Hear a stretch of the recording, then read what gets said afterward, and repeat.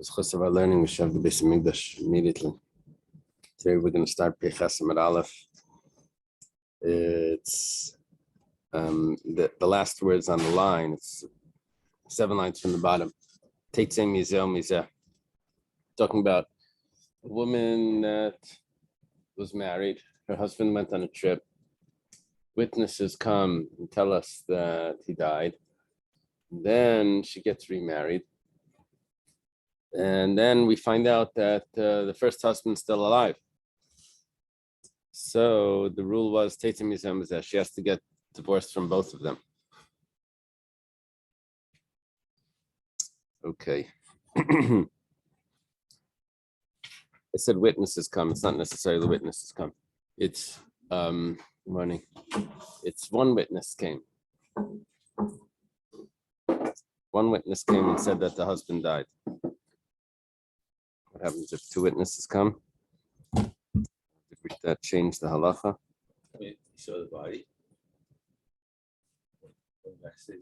Yeah, one person said he saw the person died. So that happens. Yeah, they think he died. What happened when it said Bershus? Yeah, the rule was that if there were really two witnesses, then she can go back to the first husband. Here we're talking about there was one witness that said he died. Okay. Peches, 88. So I'm a Rav. Gemara does this often. That right after it introduces a statement from the Mishnah, it does a first generation Amira who qualifies what the Mishnah is talking about. Amarav leishanim ala shenisis beidachad.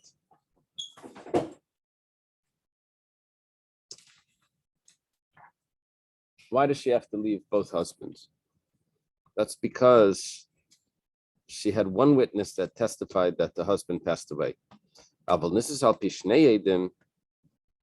if she got married with two witnesses that said that the first husband passed away, then lo teitzei.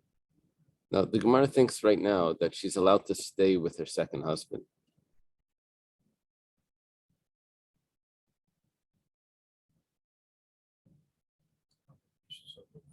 On the basis of the two witnesses. If it was one witness, then she has to get divorced from the second husband. But if there were two witnesses, then she can stay with the second husband. Well, that was a statement of Rav. In Machkol Marava, they laughed about him in the West, in Eretz Yisrael. Asa Gavra V'Koi, the first husband is here, is standing here. Bat Amit Leiteitzei, and you say that she can stay married to the second husband. You have the first husband just showed up. Are we on the Gemara now? We're in 88. A towards the bottom. Well, the Gemara says like tzricha delay adin and light. What we're talking about here is slightly different. The husband showed up, but we don't know who this fellow is. He says he's the husband. It's hard to imagine how this case is playing out. It's going to have to be like many years later and something that, how does he get away with this? A guy shows up and says he's the husband. Oh, so 1 second. What about what's with the wife? If we don't know who this fellow is, he just shows up. He says, I'm the husband. Then why does he have to leave the second husband? We don't know who he is. Even if there's one witness, but we don't know who he is. And we had a witness before that we believed that said that he was dead. So the Gemara says, like, Trichadasu betray, Ba'amri anan havin bahadei, Mechinafak vad hashta, Ba'atun hudla yadisulay. Tiksev vayaki yosef v'secha v'hem la yikiru, V'amrav chesim lam chesab lechasim azakan b'chasim azakan. So the Gemara gives us an answer. We're still like in this, the whole thing is like a big confusion here. What exactly is the case that there should be a difference between if there was one witness or two witnesses? We're claiming now that if there was one witness that said that she can get remarried because the first husband passed away, then a fellow shows up that says, I'm the husband. No one knows who he is. So we're saying that she needs to leave her new husband because the first husband is there. So we said, but if no one knows who he is, so why should we believe him? So we said, no, there's two witnesses that are traveling together with this first husband and saying that since he left this town, we were together with him the whole time. And now here he is, he's back. You don't recognize him? Well, let me tell you a story in the Torah. Yosef was, he leaves his brothers, he goes to Egypt, and the brothers come down to Egypt, and they don't recognize him. Why not? Because he had grown a beard. So that's the story. He grew a beard, and that's why you don't recognize him. I thought the Mitzrayim shaved. Is that true? I thought Egyptian so, shape? yeah. I thought they did, yeah. I know that the pharaohs did, so I guess. Uh-huh. I don't know. We have that because of the mummies, or because of how? I mean, Oh, I'm not sure. I Uh-huh. don't know. that would be an interesting question if that's the fact. So this first guy, the first husband, is like an imposter. It could be an imposter. It could be an imposter, Totally. And right? the two guys they paid to say, I'm with you. Yeah. So what? He's been away for 30 years. I don't recognize him. I seem to remember a Marcus Lehman story like this, where someone shows up and it was really an imposter. Something says he's the husband. And I have to ask my kids. I'm sorry. Sounds like a soap Yeah, this is a common scenario. This guy appears and he's really after the woman's fortune. Right. He's got An it all inheritor. out. He did his research and makes up a story. Safe. Training. Even if that's the case,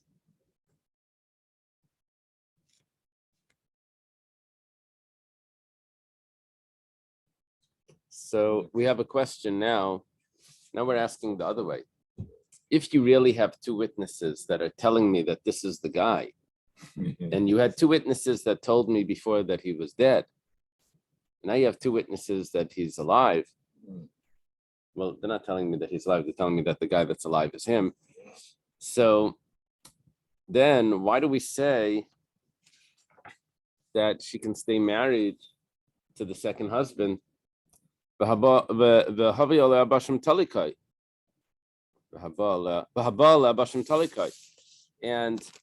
someone that lives with her would have to leave. In other words, the second husband would have to bring an Asham Tali. Asham Tali is what's brought when there's a doubt. In other words, if it's Trey, two witnesses say that she's married to the first husband, two witnesses say that she's not married to the first husband. So then if the second husband, we're saying that she can stay together with the second husband. Why could she stay together with the second husband? That should really be an Asham Tali. That should be a sin. She should have to bring not a sin offering, but an Asham Tali. Asham Tali is brought if there's if it's unclear if something is a sin or not. What exactly is an Asham Tali, it's a guilt offering that's brought to protect the person from a sin that he may have committed. It's not with oil and flour or anything. No, it's an serious actual karma. animal, yeah. Oh, wow. Yeah. So when does that apply? That applies to if there's a piece of meat in front of the person, he doesn't know if it's chelav or shuman, Right. if it's forbidden or not. So here, that's what we're talking about. Why are we saying that she can stay married?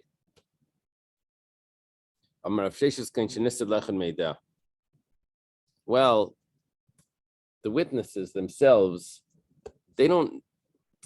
What's a Asham Tali is only because the person, his conscience is bothering him, So he wants to bring the sacrifice. But this witness knows the truth, and she actually married one of the witnesses. Oh, wow. So the Gemara says that's good for the witness, but he gufa basham tali kaima. That's good for him. But what about her? Do they? She has two witnesses, four witnesses conflicting. Yeah, she married a witness. Now there's a problem with marrying a witness that you Yeah. bring up. If she marries, does she have to get remarried to the first husband, or? No. She's either never, that marriage is still intact, Oh, right. and the second marriage is zero, or we consider the first marriage over, and we don't believe that this is the first husband, and the second marriage is still intact. And she still has to give the Paluke Basha. Oh, the Asham Talai would be if there's two witnesses saying that the first marriage is intact, two witnesses saying that it's not intact, that the husband is dead, two witnesses saying the husband's alive, then really she should have to bring an Asham Talai if she's married to the second Right, guy. Ah, so they should kill the first husband and then move on with it. Should have him executed. Yeah, but it won't go back. It won't be retroactive. She would still be considered forbidden to the second husband. Yeah. I'm sorry? I had a case where a guy was working on an oil rig off of the coast of Rhode Island, and he fell into the water, and his body was never recovered. Uh-huh. So nobody knew whether he was dead or alive.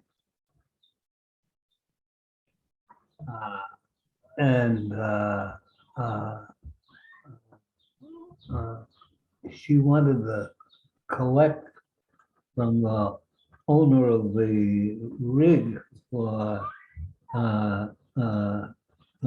negligence that caused her husband to fall into the ocean. And it was a real mess. I went into court and I was able to convince the judge that it's more probable he was dead than alive. Uh-huh. Therefore, she should be able to collect. Uh-huh. And I was always worried because there was never any body recovered. Right. So if the guy was a good swimmer, he might have Made it to Alaska. I know, actually, I had a friend, my father had a friend who was on this boat during the Second World War. He was on this boat that was turned away from the United States. And while they were going by Long Island, he jumped overboard. Wow. And swam to shore. He was a good swimmer. Wow. Ended up on a beach off of Long Island. Somebody came along, picked him up, brought him to Brooklyn, and he stayed there. Wow. But after the war, the Immigration and Naturalization Service came after him and tried to deport him because he was in the United States illegally. Wild. My father actually, with his connections with Senator Green, was able to convince the immigration service to let him stay in the United States. But it was a real, it could have. That's like that Florida, the kid from Cuba. Remember that case? Like, when was that? 20 years ago? No, someone swam. It was the kid from Cuba. It could really happen. Right. There's gemaras about water that have no end. There's a difference between a closed area where someone falls in, where water that has no end, where you have no idea where the person ended up. Goes underwater, and could be ended up in a submarine and something, and goes off to wherever, grabbed onto to a whale. And the whale takes him up. Okay, Shikayach. So we don't know what's going on with the first husband. Is he alive or dead? See, that case was a negligence case with the person that fell into the water. Here we're talking about if the wife isn't claiming money, the wife wants to get married. And we have two witnesses, this one saying this one saying that. So we're saying, well, she married the witness that said that he's dead. So there's no Hashem Tali. But the Gemara says, but there's no Hashem Tali for her. That witness knows the story, but she doesn't know the story. She has two witnesses telling her two different things. She has four witnesses, two pairs of witnesses. The problem, how is she allowed to marry one of the witnesses? We had a Gemara before where maybe the witness is making up the story because he likes her. Says, yeah, the husband's dead, and then he goes and marries her. That's not a good it's not a good standard to have, that we can allow a witness to marry the person that he just testified about. So we're saying over here, Might be a murderer. well, then it might be a murderer, that maybe he's making up the story because he likes her, and the guy's really alive. He knows that he's alive. So he's a liar. He doesn't know anything.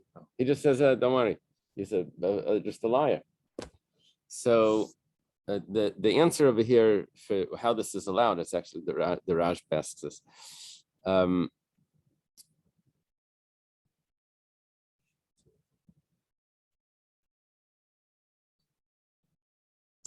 There's three answers they give. Okay. One answer is that maybe she didn't marry him right away. First, she married someone else.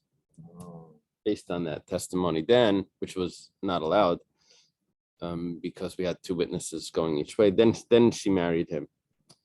Or maybe we're not saying that he was a tzaddik. They did this in sin. Maybe it was just a sin. She wasn't allowed to marry him, but she did. Or it could be that because there's two witnesses, so when do we say that you couldn't trust the messenger?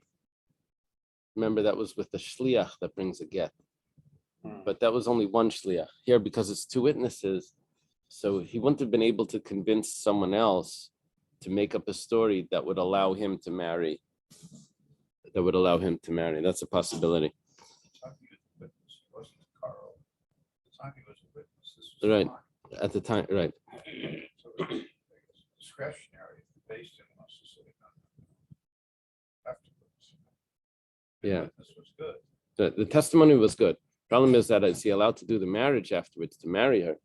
So because there's another witness there, then we say that it's not like a bias over here that caused him to testify. So the Gemara answers by Meres Barili. We come up with this new thought that if the woman says that I'm definite that there's no problem, how is she definite that she must have recognized the man, that she knows that it's not her husband. First guy. The guy that just showed up. Comes back. Why? How does she know? Well, she has like these simonim that her husband had, knows that he doesn't have it. Yeah, something. Maybe mannerisms, something like that, or a sign on the body that she wouldn't be able to testify about it in Bezdin to say yes or no, but she knows clearly. So therefore, what is an Ashram Talai? That's if her conscience is bothering her. Her conscience isn't bothering her. She knows 100% that it's not him. So the aide knows and she knows, so they got married. It says, "Yihachi ma'ila meimra." Then what's the chiddush over here? Rav says that they're allowed to stay married if Nisas al Pishnei Edim, she's allowed to stay married to the second person. Of course, she's allowed to. She knows that the husband never showed up, and she has two witnesses that said that he's dead. And this fellow that showed up is not it.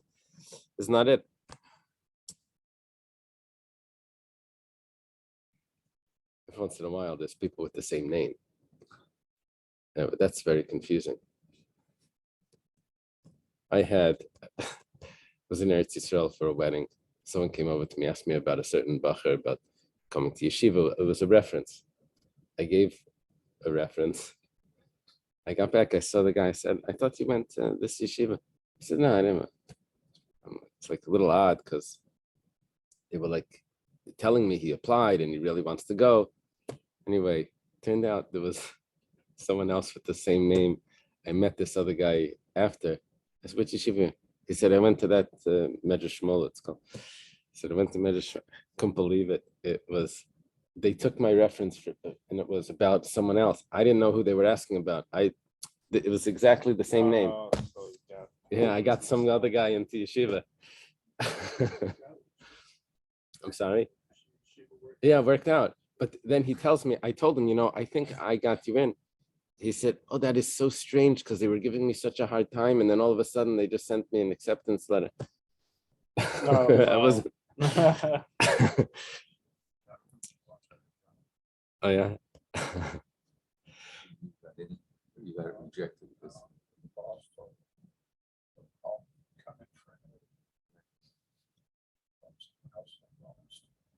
Oh.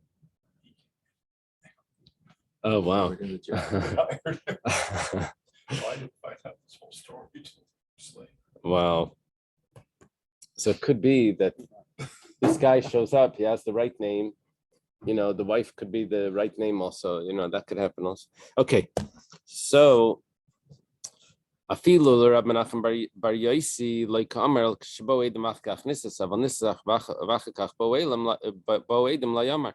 We're going to have now, it's going to introduce to us a Mishnah or a Brisa, where there's a machlekes between the Tanakama, the Rabbanan, and Rab Menachem Bar Yosi regarding if a person does get married when there are witnesses that say that the first husband is alive. And it depends when the person gets married. So let's take a look at the Brisa. We'll go back. The Tanya, start in the Brisa. Shnayim Aimer Meis. There's two witnesses that say that the husband passed away. There's two witnesses that say that the husband didn't pass away. Two witnesses say that this woman was divorced. Two witnesses say that she wasn't divorced. Well, obviously, it makes sense. She should not get married. We don't have clarity on what's the story. However, if she is married, so she doesn't need to get divorced. Why? Because we don't know. We don't have clarity. We can't make up that she's married when we have no clarity. So if she's already married, she can stay married. Now that's the Tanakama. Rabbi Menachem Bar Yosi Amar Teitze. Menachem Bar Yosi says, no, she has to get divorced. It's because we don't have clarity. She can't stay married to him. Amar Rabbi Menachem Bar Yosi, Eimas Ani Amar Teitze. Rabbi Menachem Bar Yosi then says, it's not as strict as we think. Rabbi Menachem Bar Yosi then says, when do I say that she has to get divorced? If the whole marriage was after there was no clarity, because the witnesses came and said that the husband's still alive. And then, but I had two witnesses that said no. And she got married based on the two witnesses that said that he's dead. But she should have been more careful because we had another two witnesses. But let's see, she got married beheter. Two witnesses came and said that he's dead. She gets married, everything's fine. Then two witnesses show up later. Menachem Bar Yosi himself will agree that she doesn't need to get divorced. So if that's the case, that if the two witnesses come later, so even this is the strict opinion, Even the strict opinion agrees that she can stay married. So why over here do I have a big chiddush of Rav? The Rav says she can stay married to the second husband when there's two witnesses that said that she's able to get married because her husband died. Two witnesses came along and said, no, this is the guy. This is the first husband. Everyone agrees that she can stay married to the second husband. She got married before the witnesses showed up. The Gemara says, Kikama Rav Namim Bizman Shiboed Machkachneses. Rav was saying that the witnesses came first, that she should not get married. The husband's still alive. And then she went and got married. And La Fukim with Reb Nachman Bar Yossi, and Rav is arguing on Reb Nachman Bar Yossi. Well, Rav isn't arguing on Reb Nachman Bar Yossi. He's following the Tanakama. He's following the first view. So maybe the Chiddush of Rav is that don't follow Reb Nachman Bar Yossi. Ikadamar, there are those that say, Taima the Nisses v'achagach boedim, aval boedim achagach nisses, teitze kaman, Reb Nachman Bar Yossi. Some say it's exactly the opposite. What Rav is really saying is that we are following Reb Nachman Bar Yossi, and the whole reason here why she's allowed to stay married is because the witnesses only came afterwards.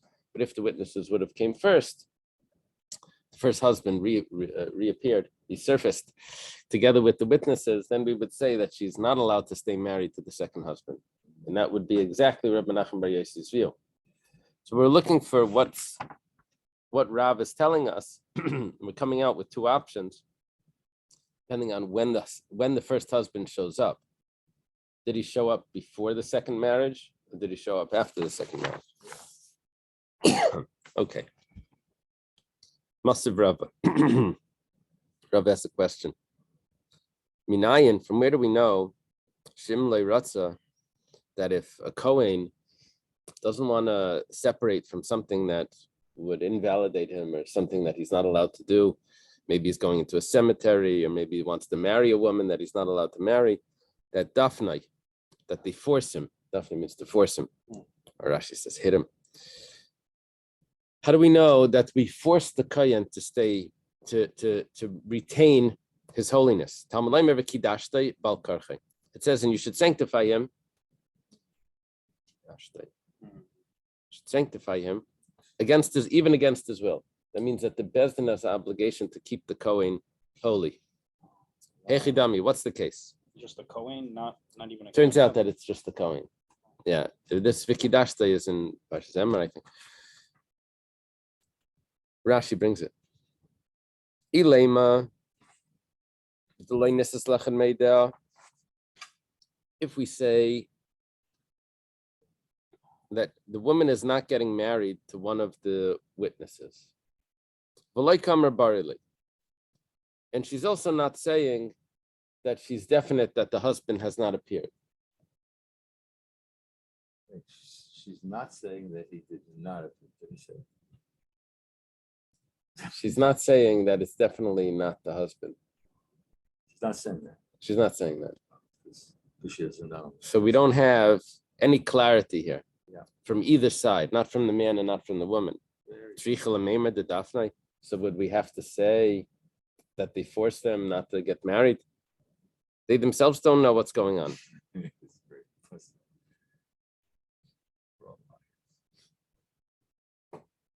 Elalav, it must be the Nisas Lechen Meida V'Ka'amra Barili. We're looking for a chiddush over here, whereby a Kohen we have to be strict. And we have to say that they can't get married. So if there would be any doubt, then of course we don't let them get married. So it must be that there's no doubt. Why? Because the witness, the husband that she's marrying, is one of the ones that testified that he's dead. He knows that he's dead, so he has no concern. And she also knows that the guy that appeared is not her husband. And nevertheless, uktani dafne, we say that we force them to separate. Alma mafkin laminai. So we see we do separate them. The Gemara says, well, it's a kunashani. That's because it was a Kohen. And by a Kohen, we're extra strict. Interesting halacha. Yeah.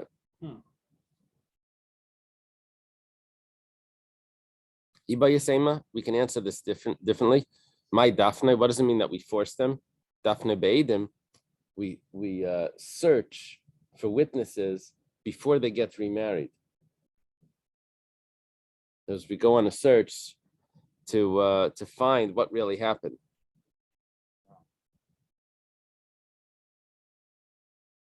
However, once they do get married, then they can stay married. So Daphne is not literal, it's more figurative, that they do whatever they can to figure out, to see if the first witnesses are actually valid. Why would this only be by a Kohen? I don't know. Would they have the paper or they search? Yeah. Iba if you want, you could say Kishaboe Demach Kach Nisses. We're talking about that the witnesses came first, and then which said that the first husband's still alive. She's remarried. First witnesses came, then she gets remarried. But Menachem Bar Yossi, and it's Menachem Bar Yossi who holds that you're not allowed to get married then, and you have to get separated because the witnesses already, the contesting witnesses already showed up. All of this was explaining Rav that says that if one witness testified that he died, that the first husband died, and then she gets remarried, so she has to get separated from the second husband. But if there's two witnesses that said that he died, then she can remain married to the second husband. Then we had a problem. What do we do with the guy that showed up? We said, well, we don't know who he is. We have two witnesses that are telling us he's the husband, but we don't really know that. Okay. That was the way that it was understood until now. Comes along Ravashi. Ravashi Amar Maile Teitze. You know what Rav meant when he says that if two witnesses say that the first husband died, that she doesn't need to get separated? What that means, Leiteitzi de Kamarav, Leiteitzi Me'atera Rishon. She can go back to her first husband. It's a totally different story. There's no connection. Second marriage doesn't count at all. She's not considered a Zaina, because even though she's married to a man, her first husband is still alive, and then she goes and enters into a relationship with some other person, but she's not considered a Zona because she did that all thinking that her first husband was dead. I didn't know like the zona is also about intention as well. I thought it's just the act. For a Kohen, intention doesn't matter. If the first husband was a Kohen, he's not allowed to be married to her. But the intention is very important, because let's say she's raped. She's allowed to go back to her husband. So we're comparing this to a rape, Very true. where it wasn't, Oh, because it's like she had no idea that she was doing anything rebellious here. mutual, but she didn't know that Right. her husband was She thought he passed away, and what she's doing is perfectly legal. interesting. Yeah. So this is sort of No. The Kohen was just, we brought in the case of a Kohen just to prove a little point. Yeah, this is going back to this case of Rav. A Cohen is allowed to marry a woman who was raped? No. No. But his Actually, wife, 1 second. A Kohen is allowed to marry a woman that was raped by a Jew, but not by non-Jew. not by a non-Jew, right? Jews don't do that. Let's hope. But the problem, if the Kohen is married to her and then she's raped, then the Kohen's not allowed to stay married to her. Doesn't matter who. Well, actually, doesn't matter. Yeah, doesn't. It's not going to matter who it was. If you see, yeah, it's not going to matter. Does that make sense? Did we say that if a woman is married and she has an affair with a Jew, she can't go back to her first husband? But if a woman's married and she has an affair with a non-Jew, then maybe she can go back to her first husband. I think we had a rule like that, right? Yeah, we consider him nothing.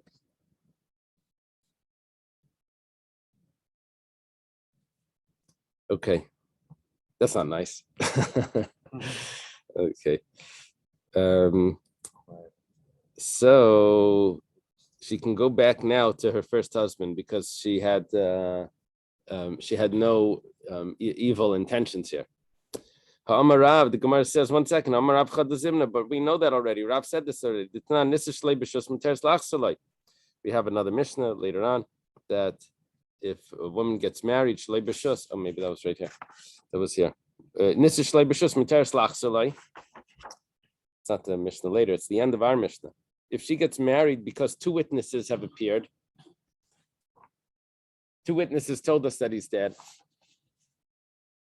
and then he shows up, even though she's been remarried, she can go back to the first husband. And Rav Huna says in the name of Rav that's the halacha. So we know this already. So the Gemara says, well, when do you have a problem with Rav repeating himself? That's if Rav made 2 statements, but Rav only made 1 statement, and then we imply the other one of them from the other one. Which one did he make first? We don't know, but whatever the case is, it was really only 1 statement, and you don't have a question. How could Rav say the same thing twice? Okay. Amar Shmuel says, when was it taught in the Mishnah that she needs to separate from the second husband?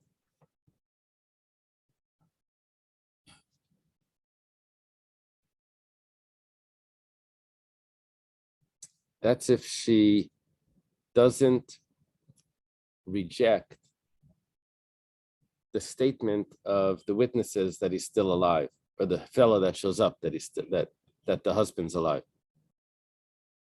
When does she need to leave? That's if she has no comment about if the first husband's alive. But if she rejects, she contradicts the witness that says that the first husband's alive, then she's allowed to stay married to the second husband. She says this guy that says that the husband's still alive is a liar. The Gemara says, what are we dealing with? Let's say 2 witnesses come and say that the first husband is alive. She has any say against 2 witnesses? 2 witnesses say the husband's alive. How can she comment? We're saying that, if she says that she doesn't believe them, so she can stay married to the second husband. That's impossible. 2 witnesses are gonna 2 witnesses control everything. There was only 1 witness that said that he was dead. 2 witnesses come that say he's alive. So she can't mix in over here. Ella bechad. It must be that there was only 1 witness that came and said that he's alive. Now we say like this. Taima de makashte. What's the reason why she can stay married to the second husband? Is because she doesn't trust the second witness, the witness that says that he's alive. She says, no, he's not. Hashaska. But let's say she's quiet. She doesn't know. So then Teitze, she has to get divorced from the second husband because the first husband appears, or the first husband appears with 1 witness saying that it's the first husband. Barula says, why does she have to get divorced? I had a witness already before that says that she can get married. And that witness is considered like 2 witnesses. Now 1 witness shows up. So we're saying that she has to get divorced. Why does she have to get divorced? It's only 1 witness.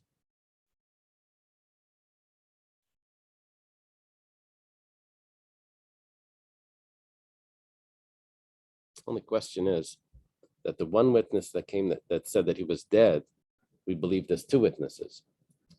Now, the 1 witness that says that he's alive, why is that only considered 1? That's what we're doing.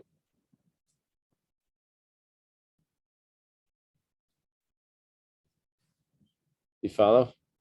We're considering the 1 witness that said that he's dead, allowed her to get married. We said, if the Torah believes 1 witness, which it does in this case, we believe one witness, it's as if there were two witnesses there. So she can go and get married. Now another witness shows up and says, no, he's alive. She doesn't say anything. She has no comment. So she was already remarried. So we say, oh, she has to get divorced from the second husband because we have one. So why? The first witness that came, we believe like two witnesses. This is only one. I'm just asking, so why don't we say that this is like two, just like the first one was two? Eidus Isha is only the witness that tells me that he's dead. I guess so. A witness that says that he's alive, we don't believe like two. We only believe him like one.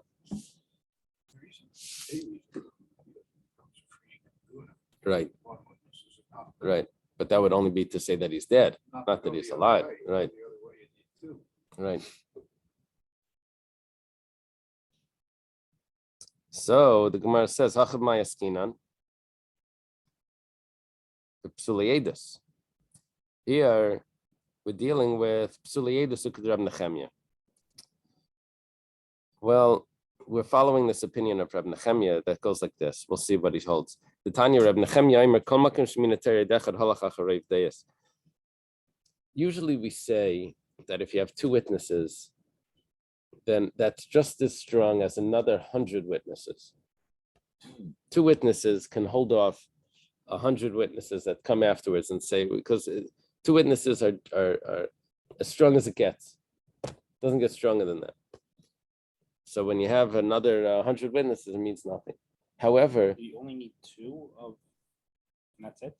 yeah, two against 10 doesn't matter. Once you have two, 2 against 2, 2 against 10, 2 against 20. it's the same You thing. just need 2. Yeah. You can find 2 people to say anything. I mean, Well, according to the Torah, you can't find 2 people to say anything. You can find 1, but not 2. I'm sure if they have like ulterior motives and they Right. want some outcome. Right. Right. But the Beis Din is supposed to do investigation, interrogate them. Like, okay, that makes sense.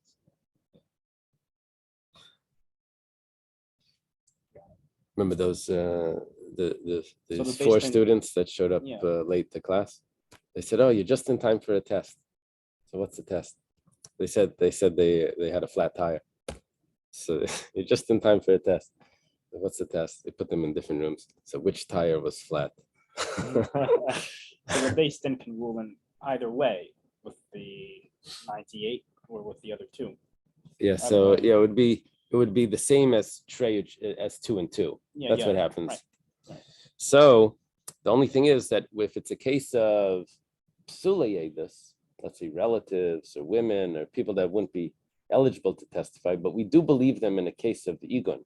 We allow them to testify that the woman can get remarried. So then we don't say that 2 is like 100. We actually add them up and we say, well, here we have 2, here we have 3. 3 wins over the 2. It's going to add up.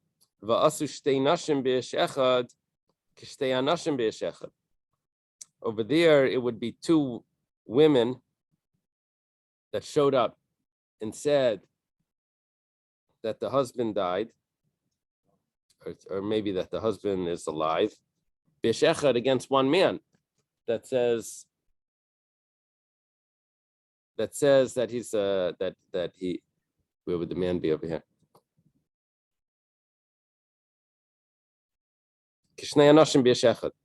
We say that 2, basically 2 not kosher witnesses, which we're trusting now, are just as good as 1 witness.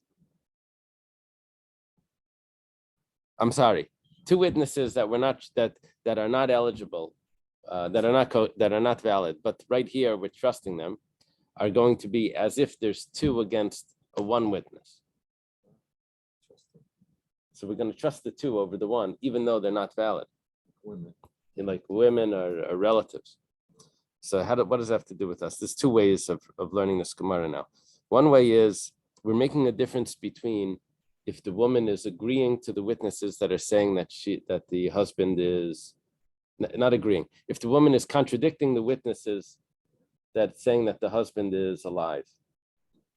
If she contradicts them and says, no, he's not, she knows for a fact that this man that showed up is not the husband. So then we trust her. And if she doesn't say anything, then we trust the witness that he's alive.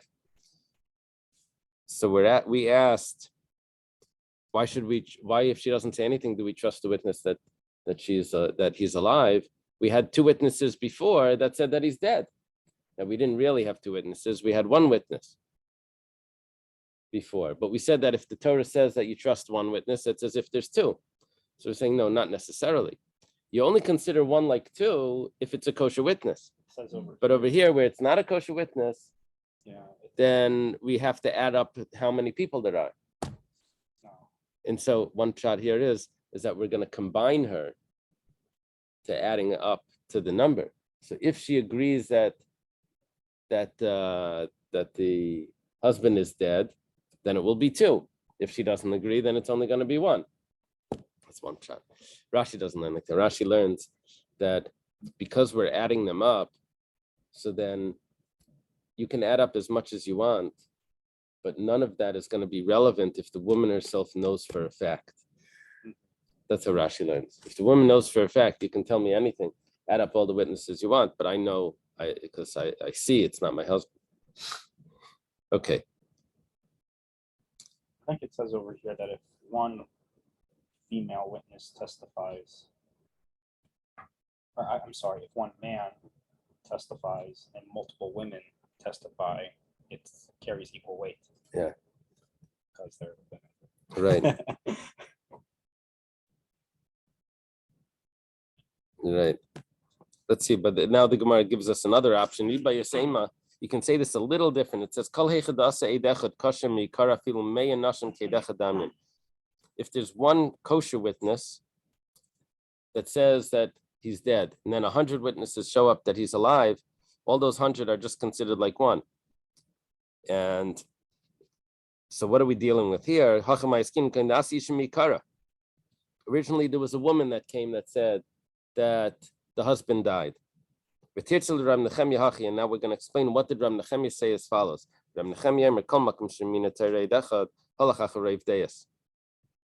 the Torah trusts one witness, then you have to follow the amount of how many witnesses there are. That's going to outweigh. We're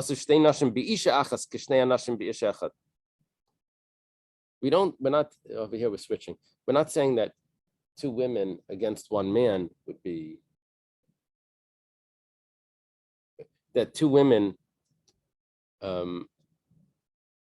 against one man would be like two men against one man. We're not saying that. We're saying that two women against one woman would be like two men against one man. But two women against one man would still be a 50-50. If it's a 50-50, then her opinion is going to come in over here and outweigh what's going to happen. Okay, let's leave it over here.